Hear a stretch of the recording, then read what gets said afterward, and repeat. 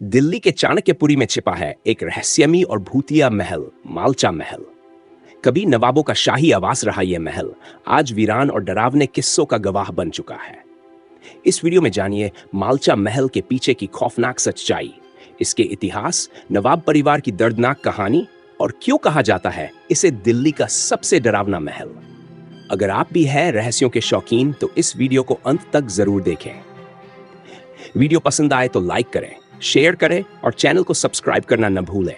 दिल्ली का भूतिया मालचा महल, एक रहस्यमय इतिहास। दिल्ली के चाणक्यपुरी क्षेत्र में, जहां आज भी सरकारी और विदेशी कार्यालयों की चहल पहल रहती है, वहां एक वीरान, टूटा फूटा और रहस्यमयी इमारत खड़ी है, मालचा महल। यह महल न केवल अपनी ऐतिहासिक विरासत के लिए बल्कि अपने डरावने और रहस्यमयी किस्सों के लिए भी मशहूर है। इतिहास की पढ़ते मालचा महल का 9वीं शताब्दी में फिरोज शाह तुगलक ने कराया था।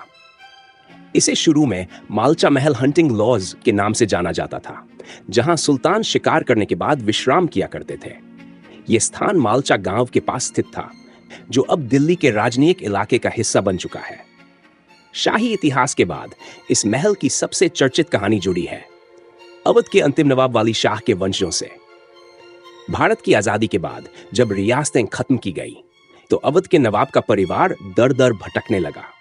वर्षों की लड़ाई के बाद भारत सरकार ने नवाब की बेटी बेगम विलायत महल को यह महल रहने के लिए सौंपा।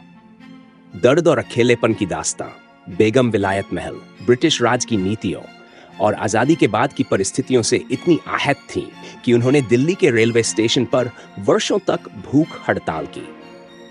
अंततः सरकार ने उन्हें और उनके बच्चों अली रजा और सकीना को मालचा महल दे दिया। लेकिन यहाँ की कहानी और भी भयावह है। इस वीरान महल में बिजली, पानी, टेलीफोन कुछ भी नहीं था। चारों ओर जंगल और अंधकार का साम्राज्य था। बेगम यहाँ अपने बच्चों के साथ बेहद अलग थलग जीवन जीने लगी। नंजियांत ओसिसिड में बेगम विलायत महल ने आत्महत्या कर ली।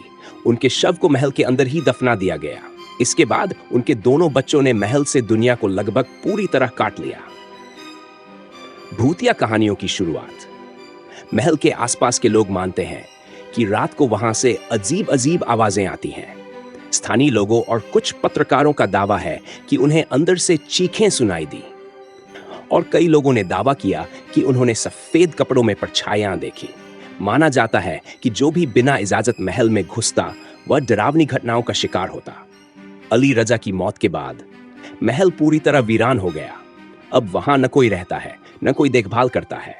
समय के साथ महल खंडहर में बदल चुका है। दीवारें टूट चुकी हैं, पेड़ इसकी छतों को चीर चुके हैं और हर कोना सन्नाटे और रहस्य से भरा है। रहस्य या सच्चाई। आज मालचा महल भारत के सबसे रहस्यमयी और भूतिया स्थानों में गिना जाता है। कुछ लोग इसे सिर्फ एक वीरान इमारत मानते हैं, तो कुछ इसे आत्माओं का बसेरा। लेकिन एक बात तय है, मालचा महल सिर्फ एक खंडहर नहीं, बल्कि इतिहास, दर्द, अलगाव और रहस्य का जीता जागता दस्तावेज है।